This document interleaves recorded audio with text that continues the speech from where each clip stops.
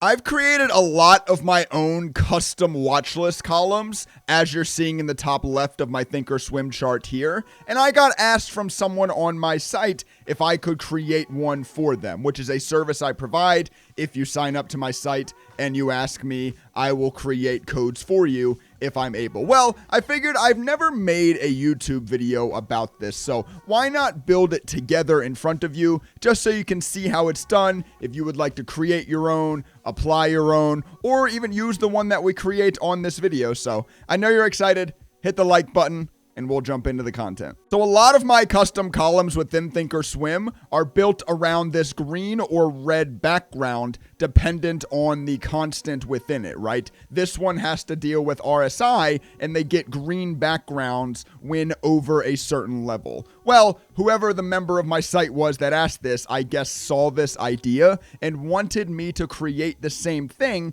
for net change. So if net change on the day is green, then color the column green. If it's red, color the column red. So we're going to jump in and we're going to create this indicator together. So what I'm going to do, hopefully you can see it the way YouTube compresses videos. There's a little cog right here off to the far top right of your furthest right column within your watch list. If I hit customize, I then scroll down. You will notice all of these have locks on their sort of scroll here. That means that you can click and you can see what the ThinkScript code is, but you cannot edit it.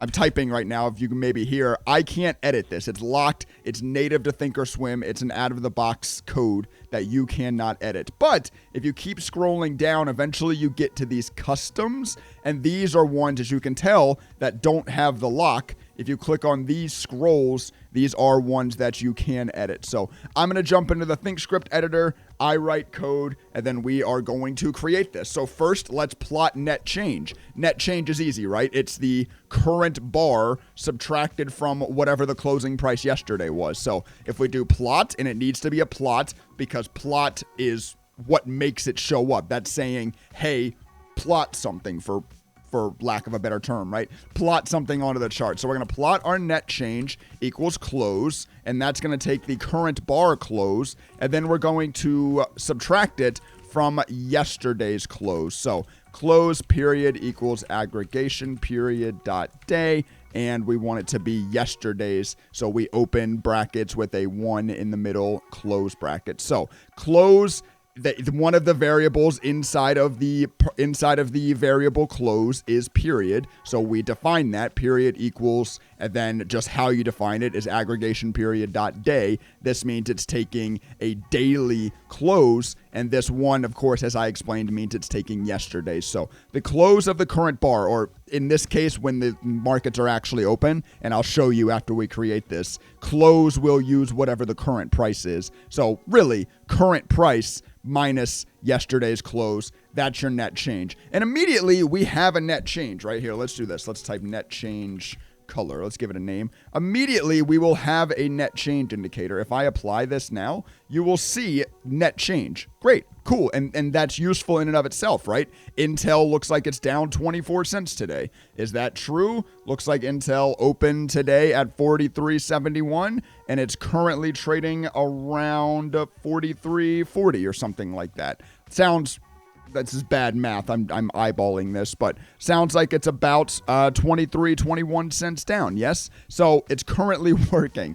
Now, what else do we want to do? We want the real custom part of this is we want it to be green if green, red if red. So what we're going to do is we're going to use a method called assign background color. And then we're going to have to use an if statement, right? Because if net change, if our defined variable net change is greater than 0, then we want the background color to be green, else we want the background color to be red, right? So let's do it. If net change is greater than 0, then color.green, else if net change is less than 0, then color.red, else color.gray. So I actually forgot to, while I was giving the explanation of that, we're doing an else if statement in here because we're also going to include gray. We're going to include no change if it's just flat, which rarely ever happens, but we'd still like to see it on the chart. Still just an easy injection of code that we can make to make this indicator look a little bit more pretty, right? So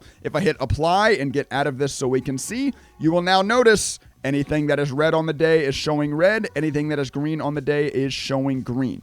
Yay, we did it, right?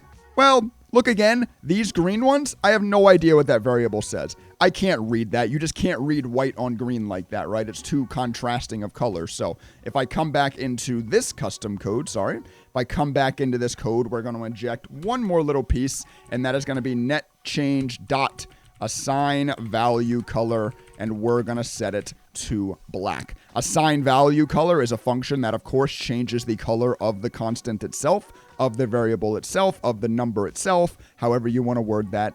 If we hit apply now, this is going to wrap up our code. This is going to be the entire code. Once again, if you guys would like to use this, please, obviously feel free to do so. So that's the entire code. And while editing here, I just realized that I messed up my math on Intel earlier. I was wondering why the number seemed off. I was doing a little bit of quality assurance, making sure my code was right. I was like, why did Intel feel off? Because it's not from today's open. It's from yesterday's close, you nimwit. Yesterday's close was 43.65, and it's currently trading around 43.40, which makes it net change minus 0.25. That makes a lot more sense. The code is working like we think it should be working. Sorry for that math snafu a little bit earlier. If you all have been around the channel, you know I'm not very good at quick mental math. I might be a day trader, but we all have our flaws, right? So that's the code. That's how you create custom columns within ThinkorSwim. Once again, I was asked to do this from a member of my site, daytradingstrategies.net, where you can access all of my custom watch list,